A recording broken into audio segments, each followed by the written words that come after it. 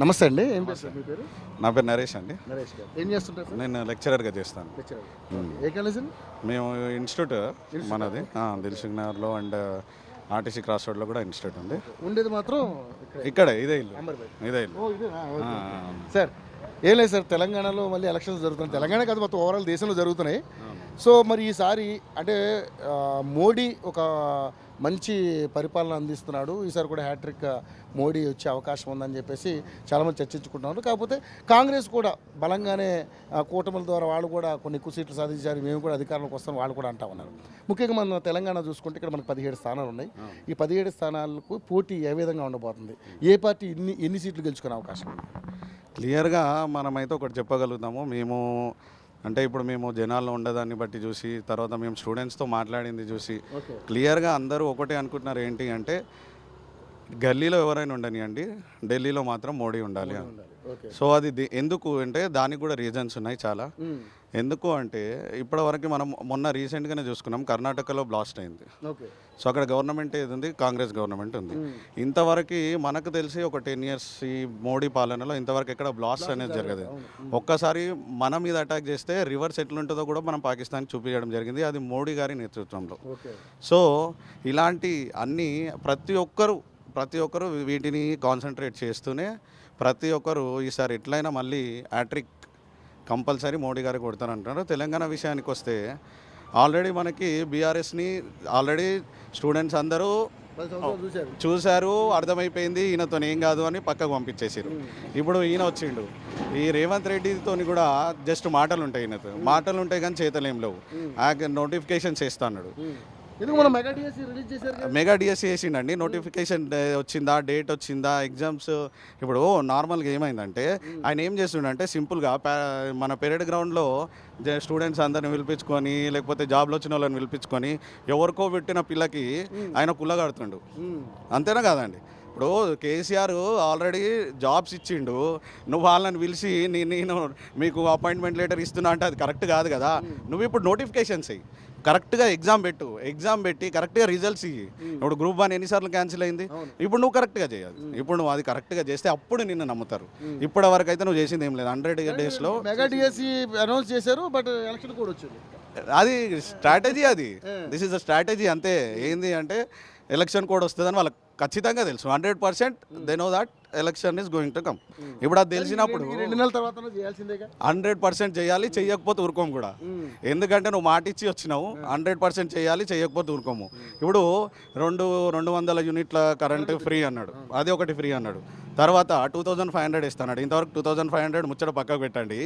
ఈ 200 యూనిట్స్ కూడా అసలు జనాలకు అర్థం కాదు ఏంది అంటే, ఇంతవరకు ఎవరికి చేసిండంటే అది చాలా మందికి తెలియదు.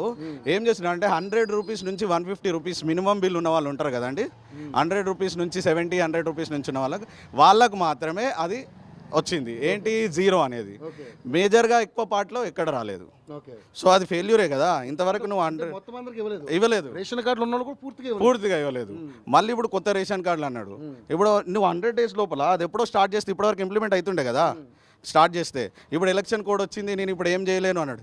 ఇంకొకటి ఏమంటుండ్రు రేవంత్ రెడ్డి, నేను ఇప్పుడు సెంట్రల్లో రాహుల్ గాంధీ గెలిస్తేనే మనం ఇక్కడ ఇవి ఇంప్లిమెంట్ చేయొచ్చు.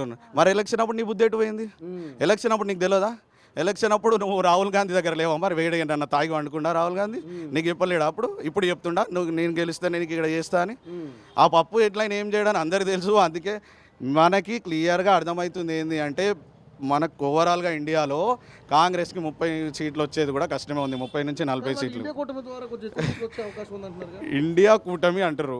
ఆ ఇండియా కూటమిలో ఎంతమంది ఉన్నారు, స్టార్ట్ అయినప్పుడు ఎంతమంది ఉన్నారు, ఇప్పుడు ఎంతమంది ఉన్నారు, అదొక్కసారి వాళ్ళే చెక్ చేసుకుంటే సరిపోతుంది. వాళ్ళకే క్లియర్గా అర్థమైపోతుంది. ఎందుకంటే మన బీహార్ నవీన్ పట్నాయక్ ఉన్నారు, ఆయన ఏదో ఆశలతోని పాపం బీజేపీ కూటమి నుంచి బయటికి వచ్చి నేను కాంగ్రెస్తో కలుస్తా, ఈ పప్పును సీఎం చేస్తా, పీఎం చేస్తా అనుకున్నాడు. కానీ ఏమైంది, ఆయనకి ఉన్న కొద్ది రోజులలోనే ఆయన క్లియర్గా అర్థమైపోయింది ఏంటి అంటే కాంగ్రెస్తోని ఏమీ కాదు, దేశంలో కాంగ్రెస్తోని ఒక్క పని కాదు.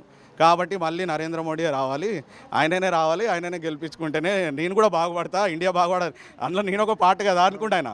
అందుకని మళ్ళీ ఇండియా కూటమిలో మళ్ళీ జాయిన్ అయ్యిండు. సో అట్లా ప్రతి ఒక్కరు ఆయన ఒక్కడే అని కాదు, విజ్ఞావంతులు ఎవరైనా సరే మోడీ గారు గెలవాలి, ఈ గల్లీలో ఎవరైనా సరే ఇప్పుడు ఢిల్లీలో మాత్రం మోడీ ఉండాలని ఖచ్చితంగా ఫిక్స్ అయి కూర్చున్నారు. మనకు తెలంగాణలో 100% 10 to 12 సీట్స్ మనం ఈసారి బీజేపీ కొట్టబోతుంది తెలంగాణ రాష్ట్రంలో పక్కా. ముఖ్యంగా మరి ఈ నియోజకవర్గం సికింద్రాబాద్ కాన్స్టిట్యున్సీ కదా, ఇక్కడ దానం నాగేంద్ర గారు ఆల్రెడీ బీఆర్ఎస్ ఎమ్మెల్యేగా ఉండి ఆ పార్టీకి రిజైన్ చేయకుండా కాంగ్రెస్ పార్టీలోకి వచ్చి మళ్ళీ ఎంపీ సీటు ఆశించి ఇప్పుడు ఎంపీ సీట్లో వచ్చారు. తర్వాత పద్మారావు గారికి పేరు కూడా వినపడతా ఉంది. మరి ఈ ముగ్గురు మధ్య పోటీ ఎలా ఉండబోతుంది? అయితే సికింద్రాబాద్ మన పార్లమెంటరీ చూసుకుంటే దానం నాగేందర్ని అయితే పక్కకు పెట్టేయాలి.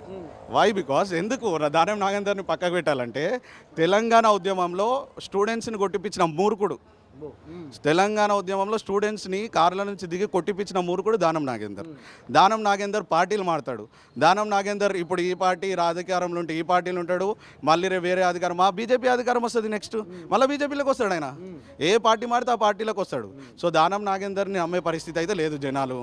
ఇంకా పద్మారావు గారి విషయానికి వస్తే ఇక్కడ జనాలకు ఎవరికి పద్మారావు గారి ఏరియా ఆ మాత్రం తెలిసేమో, సికింద్రాబాద్ వరకు తెలిసేమో, కానీ మిగతా వాళ్ళకి మాత్రం పద్మారావు గారు ఎవరెవరో తెలియదు. 100% అది. మిగిలింది కిషన్ రెడ్డి గారు. కిషన్ రెడ్డి గారిని చిన్న పిల్లలు అడిగినా చెప్తారు. కిషన్ రెడ్డి గారు ఎక్కడ ఉంటారంటే ఊర్లలో కూడా చెప్తారు. కిషన్ రెడ్డి ఎక్కడ అంటే అంబర్పేట్, కిషన్ రెడ్డి ఎక్కడ అంటే సికింద్రాబాద్ పార్లమెంటరీ.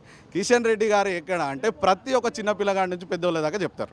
తర్వాత ఆయన చేసిన మంచి ఓకే అన్న, నేను అదే అడుగుతున్నా, గుర్తుపట్టడం వేరు కానీ ఆయన చేసిన అభివృద్ధి చెప్తాను మీకు.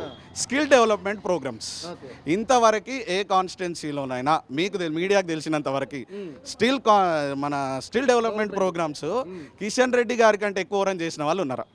మీరు ఒక్కసారి చూడండి, మొత్తం ఓల్ తెలంగాణలో చూడండి మీరు. సార్ చేసిన ప్రోగ్రామ్స్ కంటే, కిషన్ రెడ్డి సార్ చేసిన ప్రోగ్రామ్స్ కంటే ఇంకా ఎక్కువ రన్ చేసిరా చూడండి. ఎందుకంటే మిషన్స్ ఇవ్వడం, ఆడవాళ్ళకి మిషన్స్ ఇవ్వడం, కుట్టు మిషన్లు, తర్వాత ఎంబ్రాయిడరీ వర్క్స్ చేయించడం, అలాంటి స్కిల్ డెవలప్మెంట్స్ ఎన్నో. మనకి ఇక్కడ స్కిల్ డెవలప్మెంట్ సెంటర్ ఉంది. దాంట్లో చాలా మందికి తెలియని విషయం మన మీడియా ద్వారా కూడా మనం చెప్పాలి. చాలా మందికి తెలియని విషయం ఏంటంటే స్కిల్ డెవలప్మెంట్ ద్వారా కొన్ని వందల మంది, వేల మంది మనకు స్కిల్ డెవలప్మెంట్ నేర్చుకొని బయటికి వెళ్ళి వాళ్ళకు ఉపాధి కల్పిస్తున్నాం.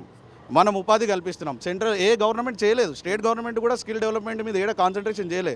ఇప్పుడున్న గవర్నమెంట్ చేయలే, పోయిన గవర్నమెంట్ కూడా చేయలే. కానీ మా కిషన్ రెడ్డి గారు ఇక్కడ ఏరియాలో స్కిల్ డెవలప్మెంట్ ఖచ్చితంగా 100% అందరికీ ఉపయోగపడాలని, లేడీస్కి కానీ లేకపోతే మొన్న రీసెంట్గా అండి ఒక 6 months 1 year అయింది స్కిల్ డెవలప్మెంట్ సెంటర్లో మనకి జాబ్ మేళా పెట్టారు సార్. ఎంతోమంది నిరుద్యోగులు అక్కడికి వచ్చి పార్టిసిపేట్ చేసి కొన్ని జాబ్లు వచ్చినాయి వాళ్ళకి. సో అలాంటి ప్రోగ్రామ్స్ అన్ని కిషన్ రెడ్డి గారు తప్ప ఏ నాయకుడు చేయలేదు. ఏ నాయకుడైనా దోసుకోవాలి, తీసుకోవాలి, ఈ పార్టీ మారితే ఆ పార్టీలకి. ఇప్పుడు మీరు దానం నాగేందర్ గారు ఎన్ని పార్టీలు మారినండి? ఆయనకు టికెట్ ఇచ్చిరంటారు. ఇక్కడ జనాలు ఆ పేరు వినగానే హెచ్చర్ అనుకోరేస్తారు అనేది ఒకటి ఉంది. సో కిషన్ రెడ్డి గారికి పోటీ లేదు సికింద్రాబాద్ పార్లమెంటరీలో. మెజారిటీ అంటే ఒక 1 lakh వరకు వెళ్తుండొచ్చు. 1 lakh వరకు ఈజీగా వెళ్తుంది.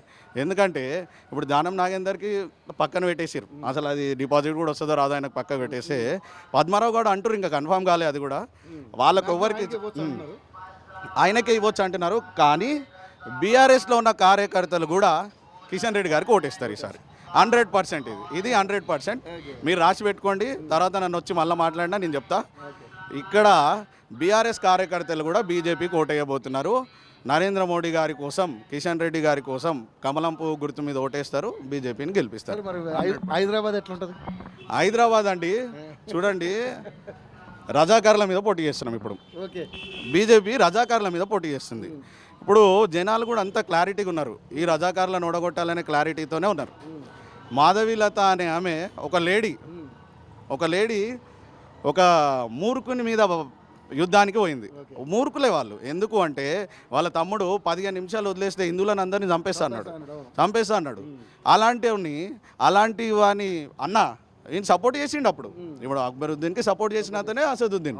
మరి అలాంటివన్నీ సపోర్ట్ చేసిన అతనికి మన హిందువులు కానీ ఎవరు కానీ డెమోక్రటిక్ కంట్రీలో ఆయన అట్లా మాట్లాడొద్దు. మీరు 15 నిమిషాలు పక్కకు జరిపితే హిందువులను చంపేసామంటే అట్లా మాట్లాడొద్దు డెమోక్రటిక్ కంట్రీలో. అసలు ఆయన అనర్హుడుగా ప్రకటించాలి, కానీ అది జరగలేదు దురదృష్టశాతం. ఎందుకంటే పోయిన గవర్నమెంట్ వాళ్ళ దోస్తులే, ఈ గవర్నమెంట్ వాళ్ళ దోస్తులే. బీజేపీ గవర్నమెంట్ వస్తే మాత్రం వానికి ఉంటుంది, ఇక్కడైతే ఉండరు వాళ్ళు, అదైతే ష్యూర్. కానీ సో మాధవీలత కూడా ఈసారి గెలవబోతుందండి. హైదరాబాద్ కూడా పెద్దగా ఎవరికి తెలియదు కదా, అందరికీ తెలియదు మీరు అనుకుంటారు, కానీ ఇప్పుడు ఆమె కంటే ఎక్కువ ఎవరు తెలియదు. ఆమెనే హైదరాబాద్లో ఇప్పుడు అందరికి తెలుసు, ఆమె తెలియదు అనుకుంటారు మీరు. మీకు నార్మల్గా మొన్న మన ఇదేంటి సభ అయింది ఏడ, మాకు అమిత్ షా గారు సభ తీసుకున్నారు. అప్పుడు జస్ట్ కార్యకర్తలమే మేము అక్కడ ఉన్నది, జస్ట్ కార్యకర్తలు, బీజేపీ కార్యకర్తలు ఉన్నారు అక్కడ. ఆమె వచ్చినప్పుడు ఆ రెస్పాన్స్ చూస్తే బీజేపీ కార్యకర్తలు కానివ్వండి ఎవరైనా కానీ ఎవరికి తెలియదు అంటారు కదా, ఎక్కడి నుంచి వచ్చిన వాళ్ళు ఉన్నారు, ఊర్ల నుంచి వచ్చిన వాళ్ళు, అంతమందికి ఆ రెస్పాన్స్ అసలు ఆమె తెలియకుండా ఉంటుందా? ఇప్పుడు హైదరాబాద్లో చిన్న చిన్న పిల్లలు కూడా చెప్తారు, అరే అసదుద్దీన్ మీద నిలబడుతుంది మాధవీలత అంట, ఆమె సేవా కార్యక్రమాలు చేసిన ఆమె. ఆ సేవా కార్యక్రమాలు తెలియకపోవచ్చు, సేవా కార్యక్రమాలు తెలియదు. ఇప్పుడు మనం చెప్పాలి, మీడియా తరపున కానీ ఎవరైనా కానీ ఎవరైనా చేసిన మంచి పని దృష్టిల మీద పోరాడుతున్నాం కాబట్టి మంచి పని చెప్పాలి. సో కంపల్సరీ హైదరాబాద్ కూడా హమారా హై ఏ సాల్. Thank you so much.